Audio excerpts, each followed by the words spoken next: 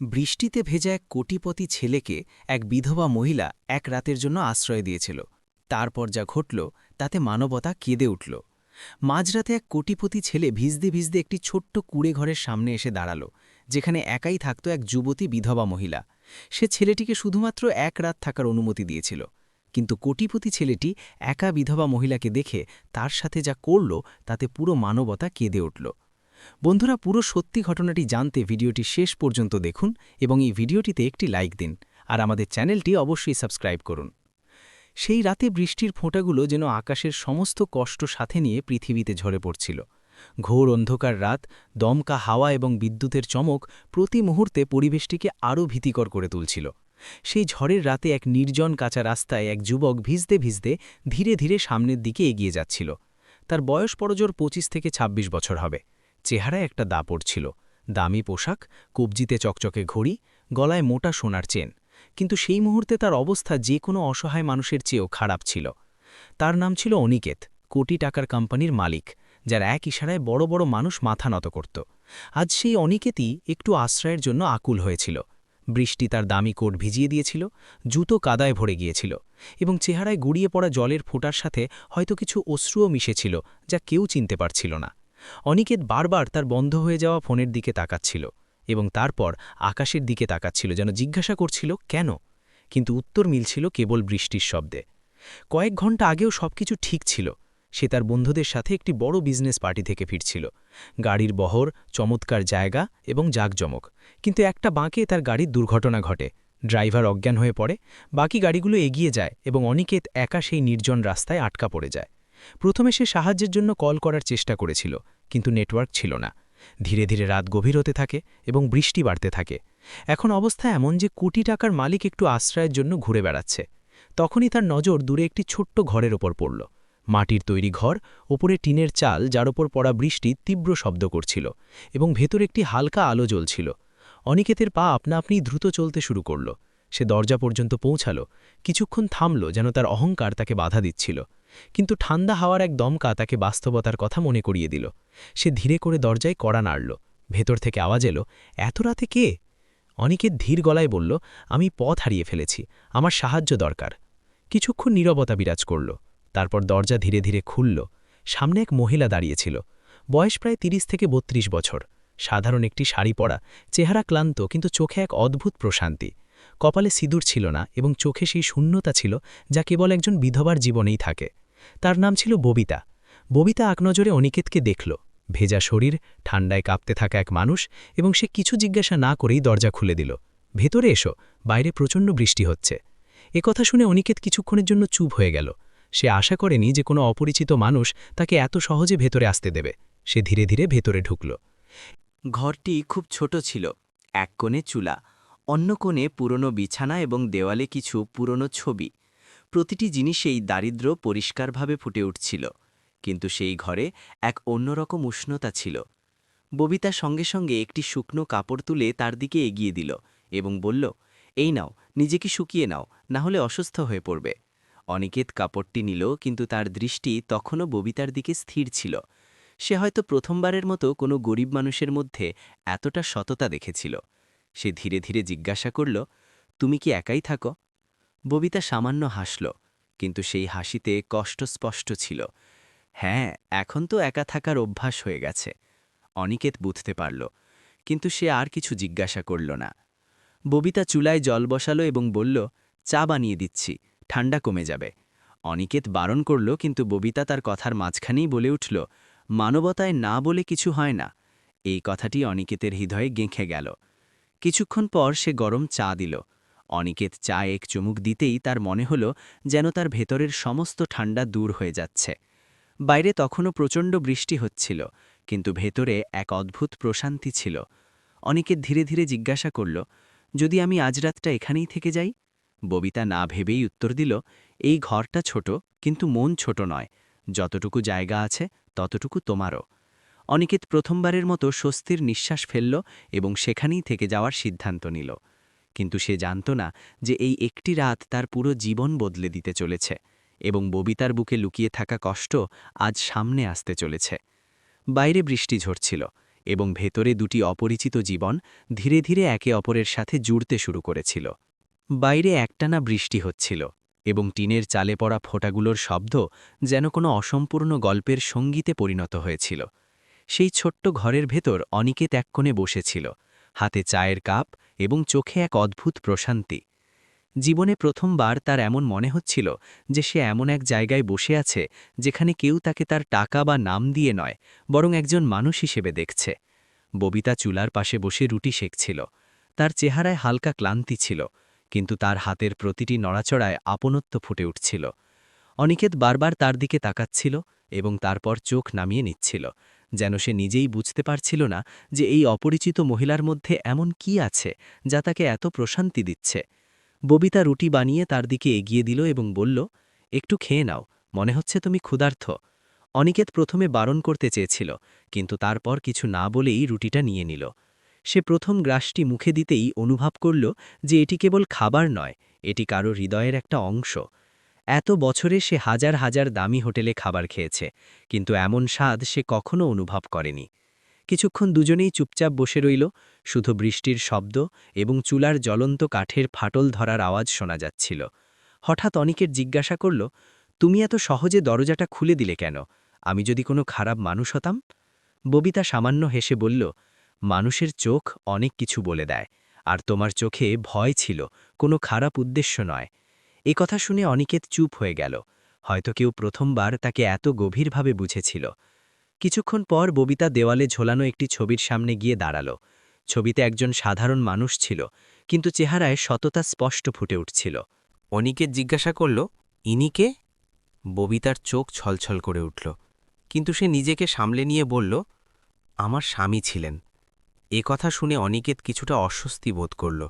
সে ধীরে ধীরে জিজ্ঞাসা করল, এখন কোথায় আছেন? ববিতা একটি দীর্ঘশ্বাস নিয়ে বলল, এখন আর এই পৃথিবীতে নেই। কয়েক বছর আগে এক দুর্ঘটনায় মারা গেছেন। সেই দিনের পর থেকে এই ঘর, এই চুলা এবং এই জীবন সবকিছুই একাই সামলাচ্ছি। তার কথায় কষ্ট ছিল, কিন্তু কণ্ঠে দৃঢ়তাও ছিল। অনিকেতের হৃদয়ে এক অদ্ভুত ব্যথা জেগে উঠল। সে প্রথমবারের মতো অনুভব করল যে জীবন শুধু টাকা দিয়ে চলে না, কিছু ক্ষত এমন হয় যা কখনো সারে না।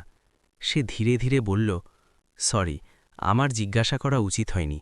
ববিতা মাথা নেড়ে বলল, কোনো ব্যাপার না, কষ্ট ভাগ করে নিলে তা হালকা হয়ে যায়। এ কথা শুনে অনিকেতের ভেতরে যেন কিছু একটা ভেঙে গেল। তার মনে হল যেন সেও নিজের ভেতরে অনেক কিছু লুকিয়ে রেখেছে। হঠাৎ সে বলল, আমার কাছে সব কিছু আছে, টাকা, নাম, খ্যাতি, কিন্তু তবু আমি ভেতর থেকে শূন্য। ববিতা তার দিকে তাকালো এবং বলল, শূন্যতা টাকা দিয়ে পূরণ হয় না, তা পূরণ করার জন্য আপনত্ব প্রয়োজন। এই কথাটি অনিকেতের হৃদয়ে সরাসরি গেঁথে গেল। বাইরে বিদ্যুৎ চমকাল এবং বিকট শব্দের সাথে সাথে বৃষ্টি আরও বেড়ে গেল। ঠিক তখনই হঠাৎ দমকা হাওয়া এলো এবং দরজাটা সজোরে খুলে গেল। অনিকেত উঠে দরজা বন্ধ করতে গেল, কিন্তু সে বাইরে উঁকি দিতেই অন্ধকারে কিছু নড়াচড়া দেখতে পেল, যেন কেউ ঘরের বাইরে দাঁড়িয়ে আছে। তার বুক ধরফর করতে লাগল। সে সঙ্গে সঙ্গে দরজা বন্ধ করল এবং ববিতার দিকে তাকাল। ববিতাও কিছুটা ঘাবড়ে গিয়েছিল, কিন্তু সে নিজেকে সামলে নিয়ে বলল, হয়তো কোনো পথচারী হবে বা হাওয়ার কারণে এমন লাগছে। কিন্তু অনিকেতের বিশ্বাস হচ্ছিল না। তার চেহারায় ভয় পরিষ্কার দেখা যাচ্ছিল। তখনই দরজায় হঠাৎ সজোরে ধাক্কা পড়ল। ধরাম ধরাম শব্দে পুরো ঘর কেঁপে উঠল। ববিতা এবং অনিকেত দুজনেই একে অপরের দিকে তাকাতে লাগল। সেই রাতের নীরবতা হঠাৎ ভয়ে পরিণত হয়েছিল। অনিকেত ধীরে ধীরে দরজার দিকে এগিয়ে গেল। তার বুক প্রচণ্ড ধরফর করছিল। সে দরজা খোলার জন্য হাত বাড়াতেই ববিতা তার হাত ধরে ফেলল এবং ধীর গলায় বলল, দাঁড়াও, কে জানে বাইরে কে আছে? কিন্তু কড়া নাড়ার শব্দ আরও তীব্র হচ্ছিল। এখন এটি কেবল এক রাতের আশ্রয়ের বিষয় ছিল না, এই রাত একটি নতুন বিপদ নিয়ে আসতে চলেছিল। দরজায় ক্রমাগত তীব্র ধাক্কা সেই ছোট্ট ঘরের নীরবতা পুরোপুরি ভেঙে দিয়েছিল। অনিকেত এবং ববিতা দুজনেরই বুকের ধুকফুকানি বেড়ে গিয়েছিল। প্রতিটি ধাক্কা যেন কোনো অঘটনের সংকেত দিচ্ছিল। অনিকেত ধীরে ধীরে ববিতার দিকে তাকাল। তার চোখে ভয় পরিষ্কার দেখা যাচ্ছিল, কিন্তু তার ভেতরে কোথাও না কোথাও একটা সাহসও জেগে উঠছিল। সে ববিতার হাত ধীরে করে সরিয়ে দিল এবং বলল, ভয় পেয়ে লাভ নেই, দেখি কে আছে। ববিতা তবু তাকে আটকানোর চেষ্টা করল, কিন্তু এখন দরজার ধাক্কা আরও বেশি ভয়ঙ্কর হয়ে উঠেছিল। অবশেষে অনিকেত সাহস সঞ্চয় করে ধীরে ধীরে দরজাটা খুলে দিল। দরজা খুলতেই দমকা হাওয়ার সাথে বৃষ্টির ফোঁটা ভেতরে চলে এলো এবং সামনে দাঁড়িয়েছিল এক অপরিচিত লোক। ভিজে তার অবস্থা খারাপ হয়ে গিয়েছিল, চোখে অদ্ভুত এক অস্থিরতা ছিল এবং চেহারাটা ছিল ভীত সন্ত্রস্ত। সে হাঁপাতে হাঁপাতে বলল, দরজা বন্ধ করো তাড়াতাড়ি। অনিকেত এক মুহূর্তের জন্য চমকে উঠল, কিন্তু তারপর সে সঙ্গে সঙ্গে দরজা বন্ধ করে দিল। ববিতা লোকটিকে দেখে একটু পিছিয়ে গেল। সে ঘাবড়ানো গলায় জিজ্ঞাসা করল, কে তুমি, আর এত রাতে এখানে কি করছো? লোকটি কিছুক্ষণ ধরে নিজের শ্বাস স্বাভাবিক করল, তারপর বলল, আমার নাম রাঘব, আমি রাস্তায় আটকে পড়েছিলাম, কিছু লোক আমার পেছনে পড়েছে। একথা শুনে পরিবেশ আরও বেশি উত্তেজনাপূর্ণ হয়ে উঠল। অনিকেত সন্দেহের দৃষ্টিতে তার দিকে তাকালো এবং জিজ্ঞাসা করল, কারা এবং কেন? রাঘব এদিক ওদিক তাকালো, যেন তার ভয় হচ্ছিল যে কেউ শুনে ফেলবে। তারপর বলল, আমি কোনো অন্যায় করিনি, কিন্তু যাদের সাথে আমার দেখা হয়েছিল তারা খুব বিপজ্জনক। আমি তাদের হাত থেকে বাঁচতে এখানে পালিয়ে এসেছি। ববিতা এবং অনিকেত একে অপরের দিকে তাকাতে লাগল। কিছুক্ষণ আগেও যে ঘরটিকে নিরাপদ মনে হচ্ছিল, এখন সেখানে বিপদের পদচ্ছনি স্পষ্ট শোনা যাচ্ছিল। ববিতা ধীরে ধীরে বলল, দেখো, আমাদের কাছে খুব বেশি কিছু নেই, আর আমরা কোনো বিপদে জড়াতে পারব না। কিন্তু রাঘবের অবস্থা দেখে তারও মন গলে গেল।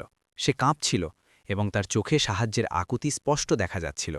অনিকেতের ভেতরেও এক অদ্ভুত অন্তর্দ্বন্দ্ব চলছিল। একদিকে তার ভয় ছিল, আর অন্যদিকে মানবতা। কিছুক্ষণ ভেবে সে দীর্ঘশ্বাস নিল এবং বলল, ঠিক আছে, আজকের রাতটা তুমিও এখানে থাকতে পারো, কিন্তু যদি কোনো সমস্যা হয় তাহলে তার দায়িত্ব তোমার হবে।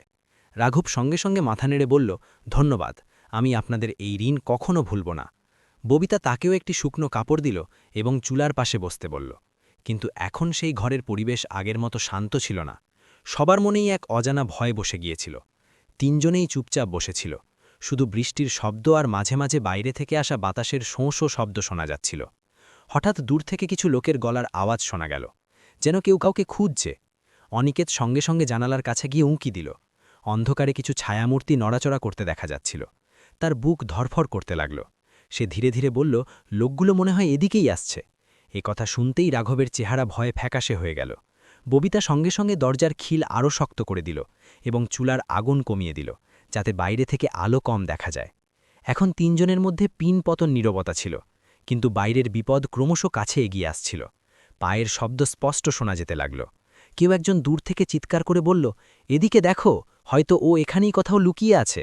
একথা শুনতেই ঘরের ভেতর বসে থাকা তিনজনের শ্বাস যেন আটকে গেল। অনিকেত জীবনে প্রথমবার এমন ভয় অনুভব করেছিল, যেখানে টাকা, ক্ষমতা এবং প্রতিপত্তি কোনো কাজেই আসছিল না। সে ববিতার দিকে তাকালো এবং ধীর গলায় বলল, যাই হোক না কেন, এখন আমরা একসাথে আছি। ববিতা তার দিকে তাকালো এবং হালকা মাথা নাড়ল। সেই ছোট্ট ঘরে এখন তিনজন অপরিচিত মানুষ একই ভয়ের সুতোয় বাঁধা পড়েছিল। ঠিক তখনই ঘরের বাইরে পায়ের শব্দ থেমে গেল এবং দরজার ঠিক সামনে কারোর ছায়া দেখা গেল। সেই রাতের নীরবতা এখন ঝড়ে পরিণত হতে চলেছিল। দরজার ঠিক সামনে দাঁড়ানো সেই ছায়াটি যেন তিনজনের নিঃশ্বাস বন্ধ করে দিয়েছিল।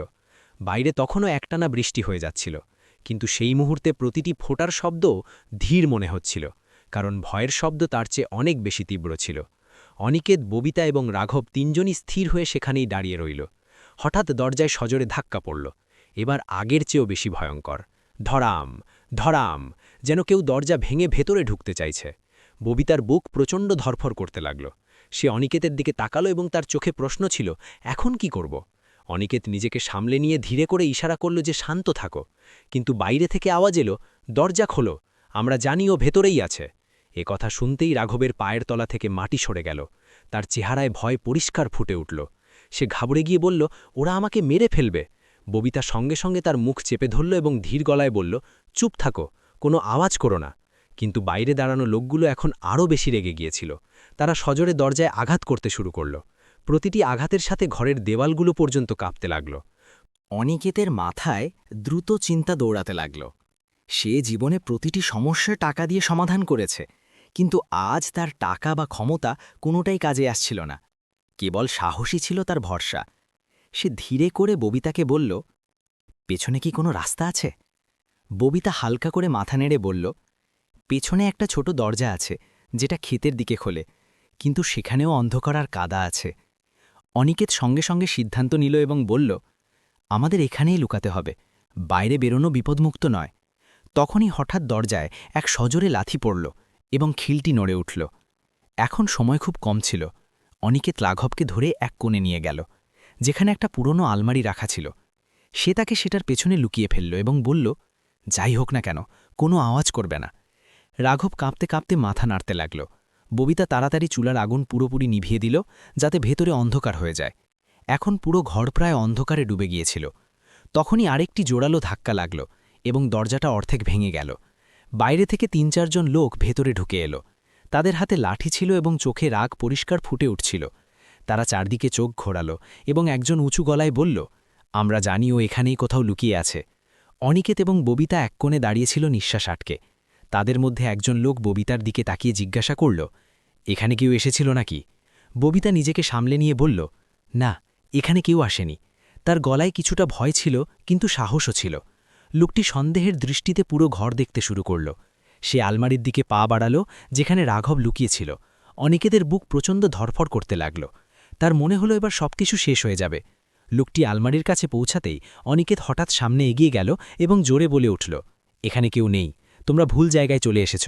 তার কথায় এতটা আত্মবিশ্বাস ছিল যে কিছুক্ষণের জন্য লোকগুলো থেমে গেল। তাদের মধ্যে একজন রেগে গিয়ে বলল, তুই আমাদের শেখাবি? কিন্তু ঠিক তখনই বাইরে থেকে কেউ একজন চিৎকার করে বলল, চলো, এখানে নেই, ও সামনের দিকে পালিয়েছে হয়তো।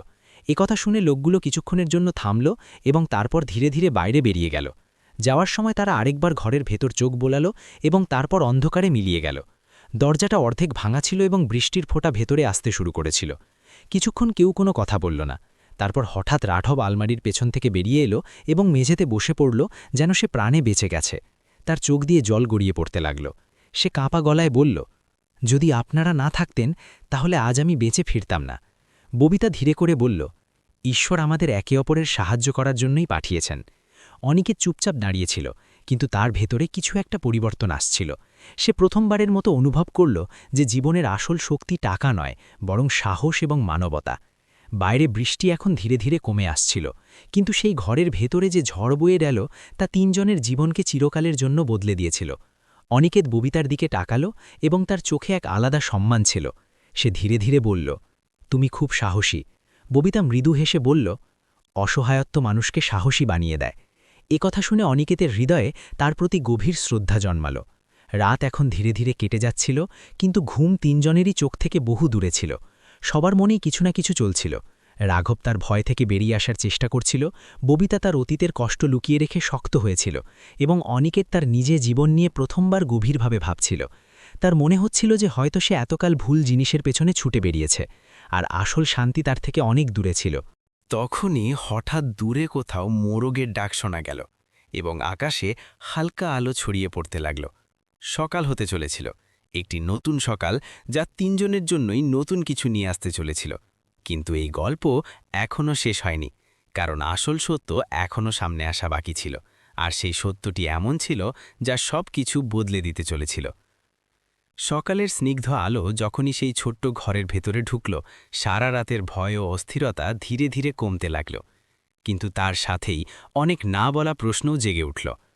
বাইরে বৃষ্টি এখন থেমে গিয়েছিল, বাতাসে মাটির গন্ধ ছিল এবং আকাশ পরিষ্কার হতে শুরু করেছিল। কিন্তু ঘরের ভেতর বসে থাকা ৩ জন মানুষের মন তখনও ভারী ছিল। অনিকেত দরজার কাছে দাঁড়িয়ে বাইরের দিকে তাকাচ্ছিল। তার চোখে রাতের সব ঘটনা বারবার ঘুরপাক খাচ্ছিল। সে কখনো ভাবতেও পারেনি যে তার জীবন এক রাতেই এতটা বদলে যাবে। অন্যদিকে ববিতা চুলার কাছে বসে চা বানাচ্ছিল, যেন কিছুই হয়নি, কিন্তু তার চেহারায় হালকা ক্লান্তি আর চোখে লুকিয়ে থাকা ভয় স্পষ্ট দেখা যাচ্ছিল। রাঘব এক কোণে বসেছিল, মাথা নিচু করে, যেন কোনো গভীর চিন্তায় ডুবে আছে। কিছুক্ষণ ৩ জনের মধ্যে নীরবতা বিরাজ করল। তারপর ববিতা ৩ কাপ চা বানিয়ে দুজনের সামনে রেখে দিল এবং আস্তে করে বলল, নাও, চা খেয়ে নাও, হয়তো একটু স্বস্তি পাবে। অনিকেত কাপ তুলল, কিন্তু এবার তার হাত একটু কাঁপছিল। সে এক চুমুক খেল এবং তারপর রাঘবের দিকে তাকিয়ে বলল, এবার সত্যি সত্যি বড়, আসলে ব্যাপারটা কি? ওই লোকগুলো কে ছিল, আর তোমার পেছনে কেন পড়েছে? রাঘব প্রথমে তো চোখ লুকালো, কিন্তু তারপর যেন সে সিদ্ধান্ত নিল যে এবার সব কিছু সত্যি বলে দেওয়া উচিত। সে দীর্ঘশ্বাস নিয়ে বলল, আমি একটা ছোট গ্রামের বাসিন্দা এবং শহরে একটা গুদামে কাজ করতাম। সেখানে কিছু লোক বেআইনি কাজ করত। আমি যখন এটা দেখলাম তখন আমার খুব খারাপ লাগল, কিন্তু আমি চুপ ছিলাম, কারণ আমার চাকরির দরকার ছিল। কিন্তু একদিন তারা আমাকেও সেই কাজে যুক্ত হতে বলল। আর আমি যখন বারণ করলাম তখন তারা আমাকে হুমকি দিল। আমি সাহস করে পুলিশে অভিযোগ করার সিদ্ধান্ত নিল, আর সেই দিন থেকেই ওই লোকগুলো আমার পেছনে পড়ে গেল। এই কথা শুনে অনিকেত আর ববিতা দুজনেই চমকে গেল। ববিতার সঙ্গে সঙ্গে বলল, তুমি ঠিক করেছ, অন্যায়ের বিরুদ্ধে আওয়াজ তোলা জরুরি। কিন্তু রাঘব মাথা নিচু করে নিল এবং বলল, হ্যাঁ, কিন্তু এখন আমার জীবন বিপন্ন। অনিকেত কিছুক্ষণ চুপ রইল, তারপর সে বলল, এখন ভয় পাওয়ার সময় নেই।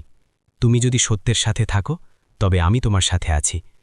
এই কথা শুনে রাঘব অবাক হয়ে তার দিকে তাকাল। তার বিশ্বাস হচ্ছিল না যে একজন ধনী মানুষ তার জন্য এত বড় কথা বলতে পারে। ববিতাও অনিকেতের দিকে তাকাতে লাগল। তার মনেও অনিকেতের প্রতি সম্মান আরও বেড়ে গিয়েছিল। তখনই অনিকেতের ফোন হঠাৎ চালু হয়ে গেল। হয়তো ব্যাটারিতে একটু চার্জ বাকি ছিল। ফোন অন হতেই অনেক মিসড কল এবং মেসেজ দেখা যেতে লাগল। তার ম্যানেজার, বন্ধু এবং পরিবারের লোকেরা তাকে খুঁজছিল। অনিকেত ফোনটির দিকে কিছুক্ষণ তাকিয়ে রইল এবং তারপর হঠাৎ সেটি বন্ধ করে দিল। ববিতা জিজ্ঞেস করল, তুমি ফোন বন্ধ করে দিলে কেন? তোমার লোকেরা দুশ্চিন্তা করবে। অনিকেত হালকা হেসে বলল, প্রথমবার আমার মনে হচ্ছে যে আমি নিজেকে বোঝার সুযোগ পেয়েছি। আমি এখনই আবার সেই পৃথিবীতে ফিরে যেতে চাই না। এই কথা শুনে ববিতা ও রাঘব দুজনেই অবাক হয়ে গেল। তখনই হঠাৎ বাইরে থেকে কিছু গাড়ির আওয়াজ এলো। তিনজন একসাথে দরজার দিকে তাকাল। অনিকেতের বুক জোরে ধরফর করতে লাগল। সে ধীরে ধীরে দরজা খুলল এবং বাইরে তাকিয়ে দেখল কিছু পুলিশের গাড়ি সেখানে দাঁড়িয়ে আছে। পুলিশরা দ্রুত এদিক ওদিক তাকাচ্ছিল। অনিকেতের চোখে মুখে স্বস্তির ছাপ ফুটে উঠল, কিন্তু রাঘবের চেহারায় ভয় আরও বেড়ে গেল। সে ঘাবড়ে গিয়ে বলল, যদি ওই লোকগুলো জানতে পারে যে আমি পুলিশকে সব বলে দিয়েছি তাহলে ওরা আমাকে ছাড়বে না। তখনই একজন পুলিশ ইন্সপেক্টর এগিয়ে এসে বলল, এখানে কি অনিকেত নামের কোনো লোক আছে? অনিকেত এগিয়ে গিয়ে বলল, জি আমি। ইন্সপেক্টর বলল, আমরা আপনাকে রাত থেকে খুঁজছি। আপনার গাড়ির দুর্ঘটনা ঘটেছিল আর আমরা খবর পেয়েছিলাম যে আপনি এখানে থাকতে পারেন। অনিকেত মাথা নাড়ল এবং তারপর হঠাৎ বলল, কিন্তু এখন আরও একটা জরুরি কাজ আছে। সে রাঘবের দিকে ইশারা করে বলল, এই লোকটি সাক্ষী, এর নিরাপত্তার প্রয়োজন। ইন্সপেক্টর রাঘবের দিকে তাকালো এবং গম্ভীর হয়ে বলল, এটা কি সত্যি? রাঘব সাহস জুগিয়ে সব কিছু বলে দিল। পুলিশ সাথে সাথে তাকে নিরাপত্তা দেওয়ার আশ্বাস দিল এবং বলল, এখন আর ভয় পাওয়ার দরকার নেই। এ কথা শুনে রাঘবের চোখে জল চলে এলো। তার মনে হল যেন তার জীবন বেঁচে গেছে। ববিতা ভগবানকে ধন্যবাদ জানাল। কিন্তু তখনই অনিকেত এমন কিছু বলল যা সবাইকে চমকে দিল। সে ইন্সপেক্টরকে বলল, আমিও এই কেসে সাহায্য করব। ইন্সপেক্টর অবাক হয়ে জিজ্ঞেস করল, আপনি কেন? অনিকেত বলল, কারণ এখন এটা শুধু রাঘবের লড়াই নয়, এটা সত্য আর মানবতার লড়াই। এ কথা শুনে ববিতার চোখে গর্ব ফুটে উঠল। সে কখনো ভাবেনি যে একজন ধনী মানুষ এতটা বদলে যেতে পারে। পুলিশ রাঘবকে নিয়ে যেতে লাগল, কিন্তু যাওয়ার আগে রাঘব ববিতা ও অনিকেতের পা ছুঁয়ে প্রণাম করল এবং বলল, আপনারা আমাকে নতুন জীবন দিয়েছেন। অনিকেত তাকে তুলে ধরল এবং বলল, এবার জীবনটা সঠিক পথে জিও। পুলিশ চলে যাওয়ার পর ঘরে আবার নীরবতা নেমে এলো, কিন্তু এবারের নীরবতা ভয়ের ছিল না, বরং একটা নতুন শুরুর ছিল। অনিকেত ববিতার দিকে তাকিয়ে বলল, তুমি আমাকেও নতুন জীবন দিয়েছ। ববিতা হালকা হেসে বলল, আমি কিছু করিনি, এসব তোমার ভেতরে আগে থেকেই ছিল, শুধু বাইরে আসার অপেক্ষায় ছিল। এ কথা শুনে অনিকেতের মনে এক অদ্ভুত উষ্ণতা ছড়িয়ে পড়ল। সে অনুভব করল যে হয়তো এই সম্পর্ক কেবল এক রাতের নয়, এর চেয়ে অনেক বেশি গভীর। কিন্তু গল্প এখনও শেষ হয়নি, কারণ এখন যা হতে চলেছিল তা তাদের জীবন চিরকালের জন্য বদলে দিতে চলেছিল। সকালের সেই হালকা রোদ এখন পুরোপুরি ছড়িয়ে পড়েছিল, কিন্তু সেই ছোট্ট ঘরের ভেতরে যা কিছু বদলেছিল তা শুধু আবহাওয়া নয়, বরং তিনটি জীবনের পথ ছিল। পুলিশ যাওয়ার পর কিছুক্ষণ অনিকেত ও ববিতা চুপচাপ দাঁড়িয়ে রইল, যেন দুজনের কাছেই বলার মতো অনেক কিছু ছিল, কিন্তু ভাষা সঙ্গ দিচ্ছিল না। বাইরে থেকে আসা হাওয়া এখন আর ঠান্ডা নয়, বরং শান্তিদায়ক মনে হচ্ছিল। অনিকেত ধীরে ধীরে ববিতার কাছে এলো এবং তার দিকে তাকিয়ে বলল, জানো, কাল রাতে যদি আমি এখানে না আসতাম তবে হয়তো আমি জীবনের সবচেয়ে বড় সত্যটি কখনোই বুঝতে পারতাম না। ববিতা তার দিকে তাকালো এবং হালকা হাসির সাথে বলল, জীবন আমাদের সেটাই শেখায় যার আমাদের প্রয়োজন হয়, শুধু আমরা বুঝতে পারি না। অনেকের দীর্ঘশ্বাস নিল এবং ঘরের চারদিকে চোখ বোলালো। সেই ছোট্ট ঘরে এখন তার আর দারিদ্র্য চোখে পড়ছিল না, বরং সত্য আর আপনত্ব নজরে আসছিল। সে আস্তে করে বলল, ববিতা, আমি তো আমার পৃথিবীতে ফিরে যাব, কিন্তু আমি চাই তুমিও এবার এই একাকিত্ব থেকে বেরিয়ে এসো। ববিতা কিছুক্ষণের জন্য চুপ রইল। তার চেহারায় একসাথে অনেক অনুভূতি ফুটে উঠল, যেন সে নিজের মনের কথা শোনার চেষ্টা করছে। সে ধীরে ধীরে বলল, আমার পৃথিবী এটাই অনিকেত। আমি এই ঘর আর এই স্মৃতিগুলো ছেড়ে কোথাও যেতে পারব না। এ কথা শুনে অনিকেত বুঝতে পারল যে ববিতার কাছে এই ঘরটি কেবল চার দেওয়াল নয়, বরং তার পুরো অতীত। কিন্তু তার মনেও অন্য একটি অনুভূতি জন্ম নিয়েছিল, যা সে নিজেও বোঝার চেষ্টা করছিল। সে ধীরে ধীরে বলল, যদি আমি বলি যে আমি ওই পৃথিবী ছেড়ে এখানে আসতে চাই তবে? ববিতা চমকে গেল। সে সঙ্গে সঙ্গে বলল, এই মস্করা করো না অনিকেত, তোমার পৃথিবী অনেক বড়, তুমি সেখানের জন্যই তৈরি। অনিকেত তার চোখের দিকে তাকিয়ে বলল, না, আমি প্রথমবার নিজের জন্য কিছু অনুভব করছি, আর তা হল শান্তি, যা আমি এখানে পেয়েছি। এ কথা শুনে ববিতার বুকের ধুকপুকানি বেড়ে গেল, কিন্তু সে নিজেকে সামলে নিয়ে বলল, এটা কেবল এক রাতের প্রভাব, সময়ের সাথে সব ঠিক হয়ে যাবে। কিন্তু অনিকেত মাথা নেড়ে বলল, না, এটা প্রভাব নয়, এটা অনুভূতি, আর এটা প্রথমবার হয়েছে। দুজনের মধ্যে এক গভীর নীরবতা নেমে এলো, যার মধ্যে অনেক কিছু লুকিয়েছিল। তখনই দূর থেকে গ্রামের কিছু লোককে ওই ঘরের দিকে আসতে দেখা গেল। হয়তো তারা রাতের ঘটনা সম্পর্কে জানতে পেরেছিল। ধীরে ধীরে লোকেরা জড়ো হতে লাগল এবং ববিতাকে প্রশ্ন করতে লাগল যে রাতে কি হয়েছিল। অনিকেত একপাশে দাঁড়িয়ে সব কিছু দেখছিল।